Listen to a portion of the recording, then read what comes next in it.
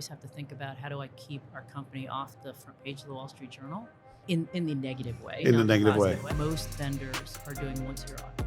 Right. And when I think about a once-a-year audit, it's like going to the doctor. The partnership with IBM Watson X Governance is allowing us to have 24/7, 365 governance of our AI for bias detection and hallucinations. I think it's the multi-layers of candidate fraud detection that are going to be important across the tech. So I think there's an opportunity to reimagine what the next generation of hiring tech is.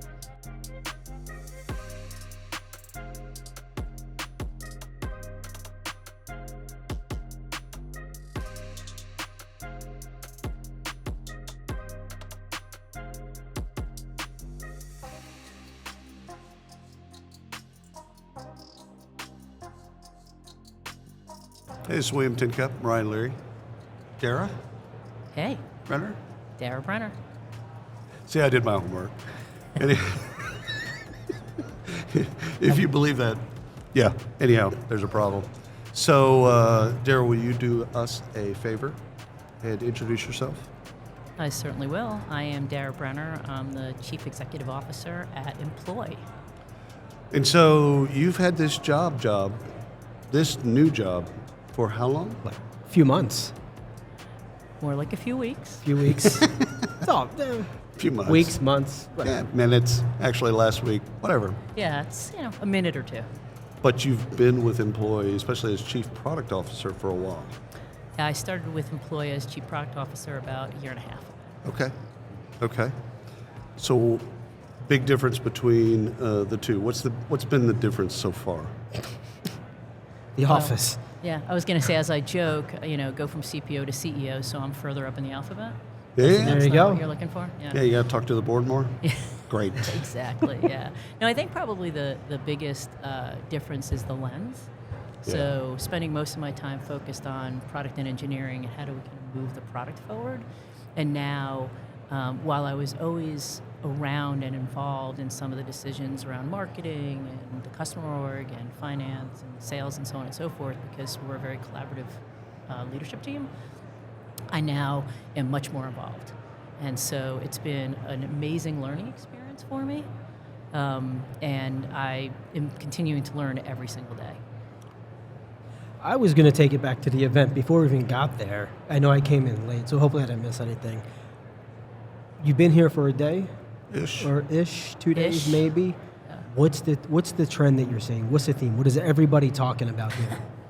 Well, you know what everyone's talking about, which is AI. No. Yeah. What? Amazing. Yeah. That's crazy. Yeah. Not talking about on-prem software? That would take me way back, William. If you way back. if you took a survey, how many people here would actually know what that meant? That's a good On-prem. point. Yeah. Only the old heads. Yeah, I mean, think about it. Now it's cloud. What was it way back when it was on-prem? It was administrative Right. cloud services or That's right. something. Yeah. Yeah, they'd send you the CDs. One of three. Your IT, it was usually for the larger software, it was like one of 50. Yeah. And you had to put them in. Speaking of CDs, did you hear AOL is finally going out of business? It's great. I still have my email. I still have Tin Cup at AOL. Don't admit that. Do you really? I still have that noise in my head of when it connects. You've got mail. It wasn't even an email. No. You've got mail. Yep. So what's the theme du jour for Employ here at HR Tech? So I think for us, obviously, we want to ride the AI wave like everyone else, but I Right. think the key for us is really about responsible AI. And so when I think about responsible AI, I really think about the word governance. Right. And so there's really two things that we're focused on. One is we have a partnership with IBM that really provides what I like to say is always-on governance. So if you think about AI, most vendors are doing a once-a-year audit. Right. And when I think about a once-a-year audit, it's like going to the doctor Yeah. and finding out that you're in perfect bill of health, but that only told you what you knew about the last year. Yeah, that's But the you don't know rearview what's gonna mirror. happen- right, you don't know what's going to happen tomorrow. And so the partnership with IBM Watson X Governance is allowing us to have 24/7, 365 governance of our AI for bias detection and hallucinations. And so for us, it's almost like having a doctor in your house all the time saying, you're still good, you're still good. I love that because it's outsourced. my issues of years of kind of looking at different models. People audit their AI, they audit it internally, they have an ombudsman. Some people do third-party audits. I like that you've got a different group. IBM, Ryan's a former IBMer, so... By way of Connexa. Let's just... Connexa. We'll say Connexa. Yeah, that goes way back. Yeah. So it's just one of those things to have a group of smart people looking at what you're doing to make sure it's doing what you want it to do. You go into it with, okay, this is what it's going to do. And then you soon realize, okay, it's screening people out because of X, Y, Z. Yeah, we didn't intend for that to happen. Right. Yeah, and I think for us, AI is a little bit of the wild, wild west here in HR tech. And so obviously, especially as a CPO and now a CEO, I always have to think about how do I keep our company off the front page of the Wall Street Journal in the negative way. Yeah. In the negative way. In the negative way. And so certainly When you do your IPO, you will want to be closer to the front fold. Correct. Yes. Yeah. Correct. Okay. But so that's a big thing. And then the other piece to that is what I think is going to become really large, which is candidate fraud. Oh, it already is. Yeah. We've been talking about that for a while now. Yeah. And we, I solved a client and a friend of ours. We met their fraud prevention, chief fraud prevention, and Ryan and I were blown away because this guy, because he came out of the credit card industry, Oh, interesting. Yeah. and Stories. and literally, like he's just like, yeah, they just create a fake employee, then they're getting paid. It goes to it goes to an account. That account can get then obviously shoved, and it's happening out of North Korea. Unnoticed. That's And exactly it's just deep fakes, all that type of stuff. Like you can interview someone in a Zoom call or whatever, and it looks real because they've got their voice, they've got their image, they can do it in a round, and you're hiring Brad, whatever. You're hiring this person. They'll do the work or not do the work. They're just going to keep the income flowing, Yeah. and it's not a real person. All this stuff. So Yeah. he's just telling us these stories, like just dripping off of him, telling us these stories. And I asked I have a dumb question. I'm like, all right, well, what about the dark web? He's like, so 20 years ago. I'm like, okay, well, thanks for making me feel We have a stupid. photo. We'll have to show it to you. It's a photo of William just Yeah, like it was just caught in the moment of a story. Yes. That's great. it was a It deep took fake him one. by surprise. Yeah, that's yeah. interesting. Well, so we have a customer who hired a North Korean, Yep. and I'm protecting the name of the customer, protect the innocent. But luckily, before that person actually got access, I think it was a Yeah. customer service rep to all of their critical systems, they figured it out. And so you kind of talked about a couple of different areas where candidate fraud can happen. And so for us at Employ, what we're focused on is almost like if you think about Swiss cheese, if you have one layer of Swiss cheese that's got holes in it, right? And that to me is one layer of candidate fraud. There's still Right. holes in it. But as you start to stack the Swiss cheese, the holes get smaller and smaller. And so what we're looking at from a candidate fraud perspective is layers of fraud detection across the workflow of the hiring process. And so whether it's identity verification, but not such that it eliminates or limits the number of candidates coming through, Right. because of the information it's asking for, all the way through screening, all the way into interviews, to your point, not only somebody who's not real taking an interview, but we had a situation where we were doing an interview and essentially the person had ChatGPT listening to the questions Right. on the screen to their right, and it would automatically answer in their tone, and this person would read the questions back and Genius. answer back.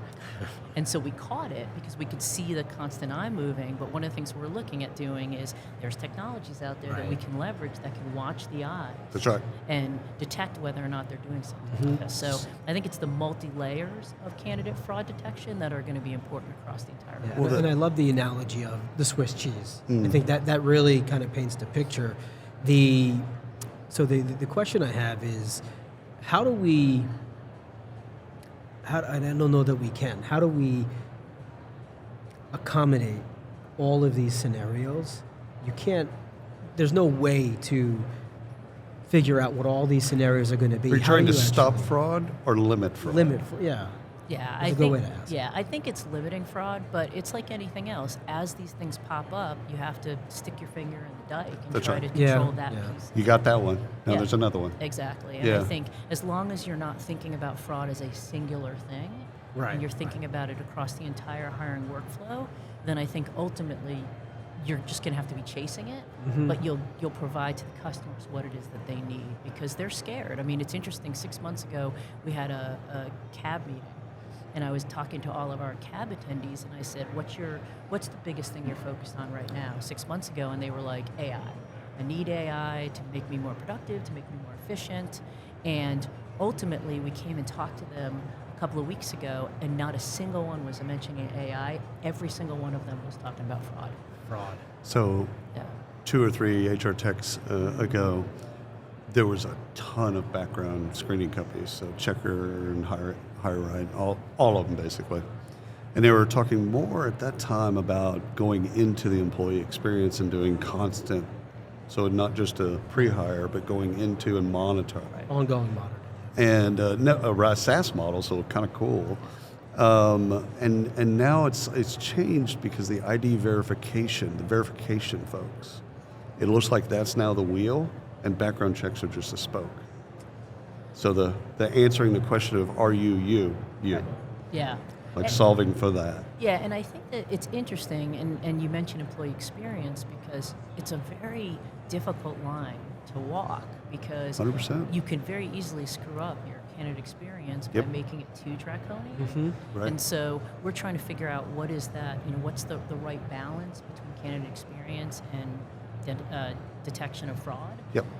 But I do think that there's an opportunity with some of these identification verification companies that may already have data on everybody for a Yeah. variety of reasons that you can use versus there's other vendors out there that have partnered with customers that they're looking for all the biometric data. Me, if I'm applying for a job, I'm not giving them my biometric data. No. Like that's not happening. And so you don't want to necessarily reduce your potential pool of candidates because of making it too draconian on the front end of the process. So you know who has the best process for this? Who? OnlyFans. No, I'm not joking. He's definitely not. I set up an OnlyFans account. Okay. So say that loud. Yeah, I don't know if I want to know. You gotta say Do I that wanna loud. I set know up this, Ryan? an OnlyFans. I have an OnlyFans account. I show my feet. No, I don't. Just kidding. So here's the bit. We are. I just wanted to go through this process. And the process is you take a picture of your government ID, Okay. both sides. Then you take a picture of yourself. Then you take a picture of yourself with your ID. And they text you. They have you fingerprint to log in, so they know your phone is your phone, so that they have your geolocation. They email you, and then they hit you on one of your social media platforms. Wow. And you have to verify all of them within seconds. And I love that, but if I'm applying for a job, No. Not for a job. No, That's no, no, not- Yeah. no. Yeah. People that, obviously, creators that are going to do OnlyFans, they know what they're getting themselves into. It's Yeah. not a candidate experience, but the verification process, you can't hack that. You can't fake it, no. which is fantastic. Yeah. I think candidates, if there's something in it for them, like if you put a behavioral assessment in front of them, a personality test in front of them, skills-based or even background checks, if they get something out of it, I think it's okay. Yeah. Like if you communicate that during the process and say, listen, we're doing a background check, we're just going to be looking at this, and this, and you're going to get a copy, or a credit report. We're going to do this, and you're going to get a copy. They're more apt to then go, okay. Yeah, if there's a carrot, I totally agree. And I think there's a little bit of a perception because it's an employer market right now that candidates will do what they have to do to get a job. Right. That may or may not be true, but we all know because we've been around HR long enough, it's going to shift. Oh, yeah. And at that Always point, does. Yeah, at that point, if you don't have the right answer to detect this fraud in a way that's not really impactful in a negative way to the candidate experience, then you've lost them. Ryan's daughter is 17. She'll be 18 in less than a month. God bless you. You'll have an adult. Yeah. You know, when they turn 18, you go from being their parent to their advisor. Yeah. You've told me that before. Yeah. It's actually a joke, but No. it's Earthquake, the comic out of Atlantic makes this joke. Anyhow, the thing is she won't apply to, which I find fascinating, she won't apply to a job unless it's mobile. Actually, funny story. She's just she's a lifeguard and she works at a couple different spots. She's applying for a new job, and it said contact us. It was the YMCA. Yeah. So it said contact us. Gave her number, the whole bit. She texted the number, wrote the whole message, sent it to her, She's like, I haven't heard back yet and all this Oh, stuff. yeah. It's a landline. She's like, I texted. It said contact. I'm like, Yeah. that means call. No, She's no. like, what's a landline? Yeah, Yeah. she didn't even think about calling. No. Didn't even cross her Call. mind. Didn't even cross her mind. Yeah. Well, I went through the same thing with I have a 19-year-old Henry, and the same thing this summer is like I talked to the people, reached out, blah blah blah. I went for the interview, great. They said that they're going to call me between 5 and 7. I'm like, let me set some expectations. let me step in real quick and give you some schooling. They might contact you between 5 and 7, and he didn't understand like why people couldn't get back to him. Like it was fascinating on like sociology perspective just to see how different it was. Because it's like, hey, it's 7. They haven't called. I'm like, yeah, they probably won't. Yeah. No, it's the Gen Z generation, and I hate to be the people that are like, oh, No. generations No, no. are so different. It's true. But It's true. I think I've got 2 of them. My sons are both Gen Z, and they are just a different breed. Same. All of us. I think your youngest might be I've got alpha. 18, 15, and she'll be 12 in Yeah. April. So Yeah, you've got an alpha in That's an there. alpha, but it's interesting because Yeah. you talk about text, and my kids are applying for jobs right now, and they don't respond to texts. But it's amazing if somebody snap messages them. Right there. Yeah, right not a away. problem. Yeah. Oh yeah. And Oh, yeah. so, Keep the streaks alive, baby. yeah. So we're trying to figure out, because obviously text is super important. Yeah. But what about Insta messaging? Yeah, What about why Snap not? messaging? Because we've got to take it beyond text. Because this next Oh, generation, 100%. they're just not answering text. No. Yeah. You look down and see a phone number that says unknown. Yeah. Yeah, chance. Sorry. the other thing which I've noticed with at least with her, if they don't respond in a certain amount of time, she's done. Like she's moved on. Yep. And Oh, that's yeah. it. Yep. She has a time, They- whatever that time limit is, she has it, and that's it. They call that a moment of attention. So when you capture, when you go through a grocery store, they have a QR code or whatever. That moment they look at it and go, that kind of seems cool. Yeah. Click, boom, do their bit. As long as she can pay her car insurance, That's I a don't care. half life. Yeah, That, exactly. that just starts to descend, like you're saying, Quickly. Ryan. Quickly. It's just really quick. At that moment of attention, you go a day. It's like, what job? Yeah. What did I do?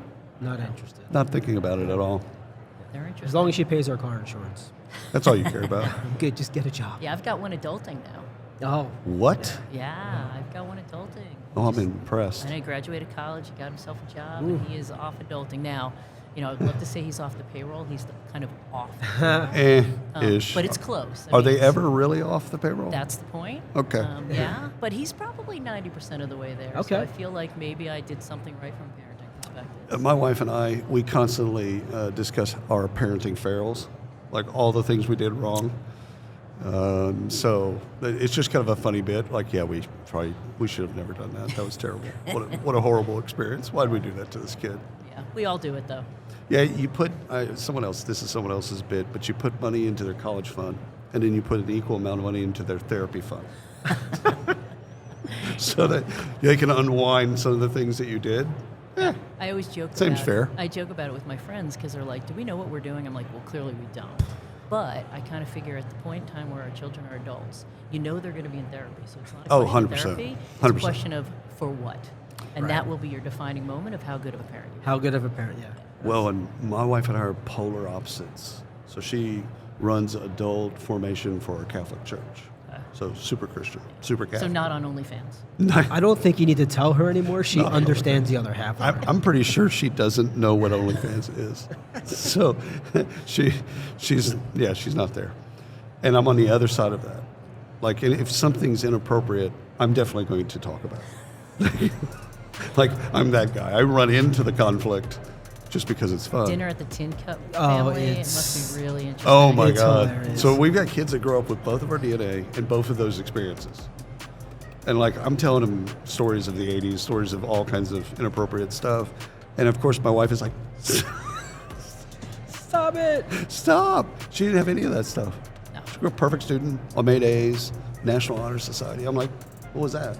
I didn't even know what National Honor Society was. Those are the people at the end of the hall that you never talk to. That's probably it. It's like, oh, watch out for this guy. Yeah, exactly. All right, one last question for me is, we're here a year from now. What's different about employee? So I would expect what's different about employee is that we are going to reimagine what the hiring technology industry is. ATSs, as we know, have been around a very, very long time. 55 years. Exactly. Yep. So I think there's an opportunity to reimagine what the next generation of hiring tech is. And I would hope and I would expect that we'll be talking about that in a big, bad way 1 year from now. I like that. It's needed, required. I think we're good. You good? We're good. I Okay. got nothing else. All right. Well, thanks, guys. I appreciate it. Thank you so much, and we're out. So is